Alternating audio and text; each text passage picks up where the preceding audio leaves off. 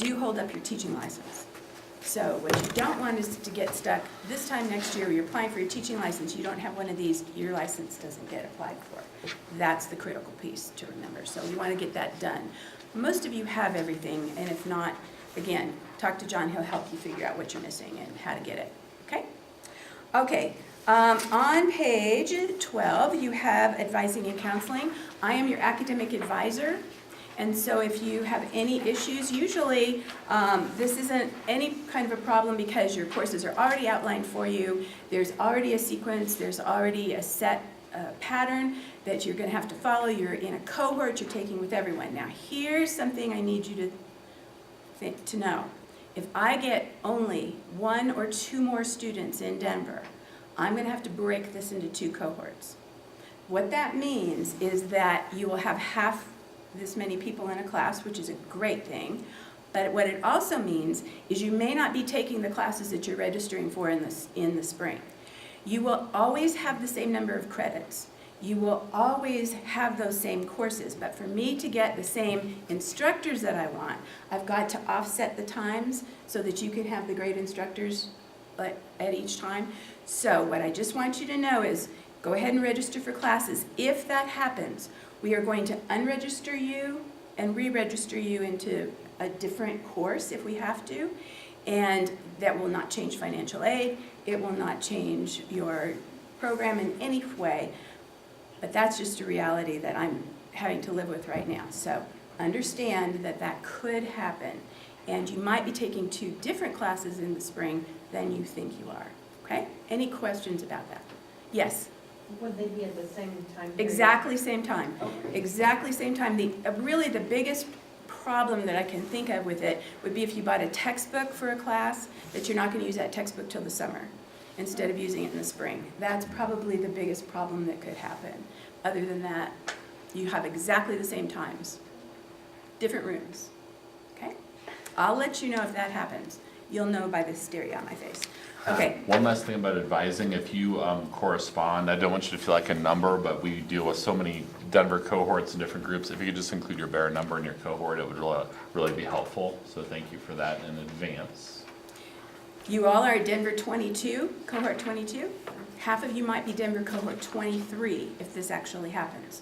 So that's what it will make a difference in your courses, your registration, and all that sort of thing. On page 13, it's academic concerns. You know, this doesn't seem to be a problem ever, honestly, in graduate school. You've been screened to come into this program. I know what your GPA was out of your bachelor's. You are here because you want to be here, and so most of the time you are on academically, and that isn't an issue. If there is a concern, it's usually about some other sort of issue, like being late, not showing up to your practicum school on time. Those kinds of things can happen.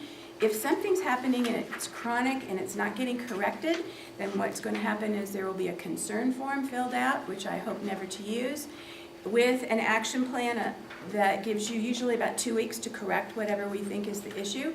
Our job is to make sure that you have all the tools you need to be an excellent professional teacher. And we're going to make sure that you are that. If not, we're going to help you get there. In practicum and student teaching, you are going to be assigned a supervisor. And the supervisor is usually pretty key when it comes into this concern form issue. I have 6 retired principals from the Denver area, from all different school districts. Each one of them will be assigned to one of you. You will have a supervisor that you will meet in July, when we have our meeting in July. You'll know who is your supervisor. You will meet that person. That person will walk alongside of you through the whole rest of the program. They will be the one with you in the schools. They will be the one with you in student teaching. And they are nothing but excellent. What you need to know is that if the supervisor activates a concern form, that is just as if I activate a concern form. Your cooperating teacher can activate a concern form, and we all get together and work together with you to fix whatever it is. And that's what these 2 pages are. Any questions about concern forms? We're not even going to use those. We can just tear them right out. Page 16 There are very few, but there are a few classes that if you've already taken them within the last 5 years, you can use them in this program. They happen to be the special education class. They are the health EEL 303 class, health in the classroom. There's the psychology class, and then there is the SRM 600, which is the statistics class. The psychology and the statistics class have to be a 500 or higher. If you took educational psychology in undergrad at the 300 or 400 level, it doesn't count. It has to be at the 500 level for us to use it in place of this, and it has to be within 5 years. If you think I've missed, I look for these on your transcripts, and I usually try to put on the back side of your liberal arts form. If I find them, I write it in after those different courses. If you think I missed it, which I love doing, and tell me, I would love to be wrong, and I would love to fix that for you so you have the credits that you need. If you don't have any marks on the back side, that means you're supposed to be taking all the classes as programmed for you. Any questions about that? Okay. On page 17, if you did have one of those classes, this is the petition to waive it, and that's what you would fill out. And truly, if you think you do, contact me and let me know, and then we'll talk about this petition to waive form. When we hit page 18, we're going to just start talking about important information. This is something that you can totally and completely read yourselves, but we just want to highlight certain things. If you need accommodations, if you have ever been diagnosed with ADHD or dyslexia, anything that would interfere with your learning, UNC has the most brilliant department of disability support services that I personally have ever seen. They are excellent. They are there to help you. You please contact them. They will help you craft a letter, which then will go very privately to each of your instructors for your courses. And if you need your handouts printed on blue paper, if you need handouts printed in larger print, if you need to take your tests in a different room all by yourself, whatever it is that you need to make you successful, that is what we want you to have. So if you fall into this category, please contact Disability Support Services, and their email is right there. Bearmail is your UNC email account. It's free, and you'll need to check it daily for updates from professors or from Adrena or whatever, or me. You cannot have it be forwarded to or from your private account. You'll have to check individually. If you don't know your Bearmail, let me know and we can find it for you. I think it was in the letter that I had sent out, one of your welcome letters. If that's not easy for you to find, just let me know. Thanks, John. Books, you will have a syllabus for every class before your class, and on that syllabus is your book that you are required to get. Please, you can get the book from the UNC bookstore, you can get it from Amazon, you can get it from textbooks.com or half.com or any place you want to get that textbook. The only requirement, and you must pay good attention to this, is if the instructor has 8th edition of that textbook on the syllabus, then please only get the 8th edition. It'll be very tempting to get the 6th edition because it'll only cost $10, but don't do it because that won't give you all the information that you need for the class, and you'll be on all the wrong pages for all the assignments and everything else. So make sure your editions match, and you can get them anywhere.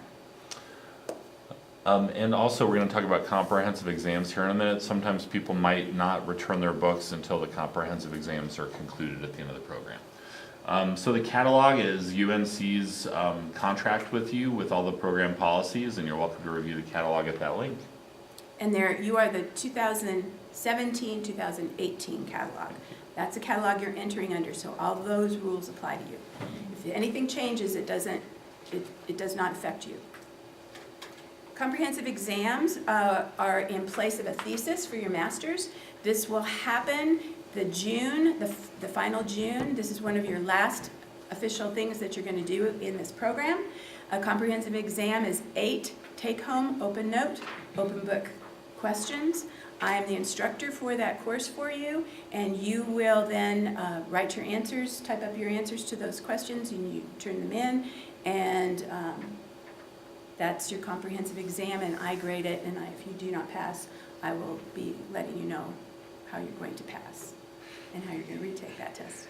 Okay, go ahead, computer labs. Oh yeah, there's 2 computer labs in this building. One on the each outside hallway, and you're able to utilize those whenever you want. There is an $8 printing account that you have here, and you're welcome to add more to that if you need to. Just as you explore the building, it's a pretty basic, bathrooms in each corner and computer labs on the exit doors. Okay.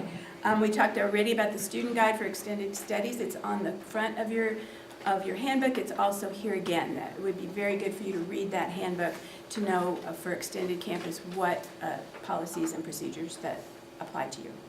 And Adrena touched on financial aid. I think I only have about 45 minutes or so left to talk about some of the details she missed, but no, just let her know if you have questions. Right.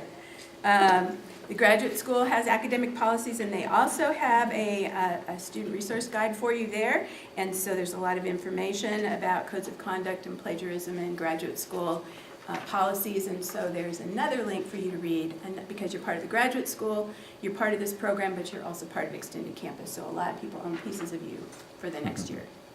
You'll be celebrating your graduation Friday, December 13th, 2019 in Greeley. Friday the 13th.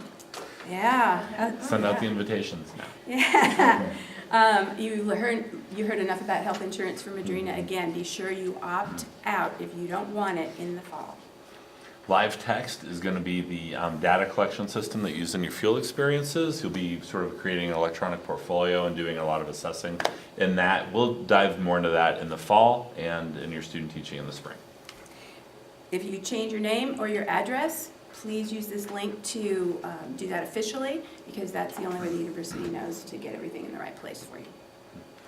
This is a link to the orientation to online learning at UNC. If you have not taken an online learning class, you will want to click on this and spend a couple hours on it.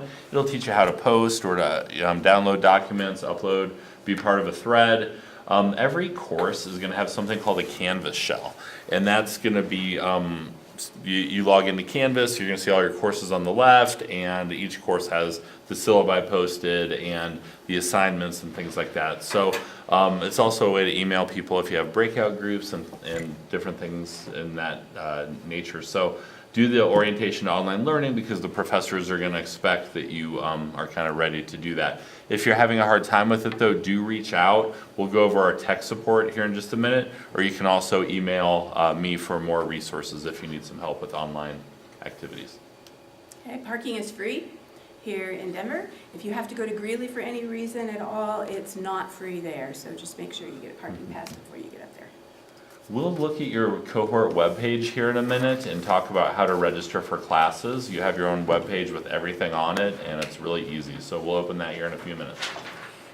You have access to the library. One of the most wonderful things about technology lately is all the online library services that there are, and you can get into full text documents without having to go and do a search.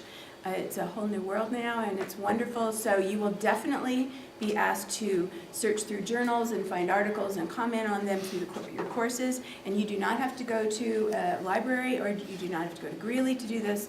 You have a link here to the library which will let you access all of those at any time. In case of inclement weather, please just go to the UNC homepage. That's really the best way to check. There'll be a big banner on the front page if there's a closure of this campus.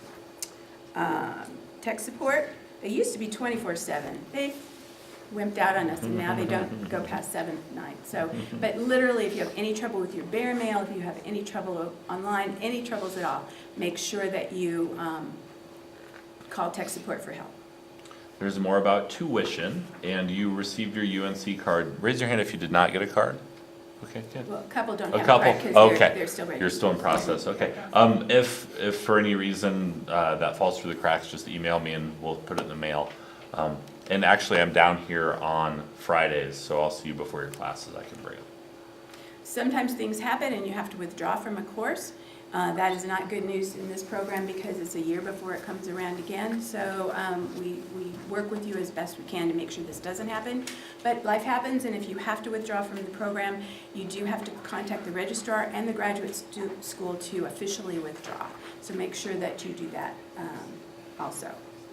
And URSA is the portal. John will get you on a link here in just a minute. Before we do get into URSA, One thing I want to talk to you about on social media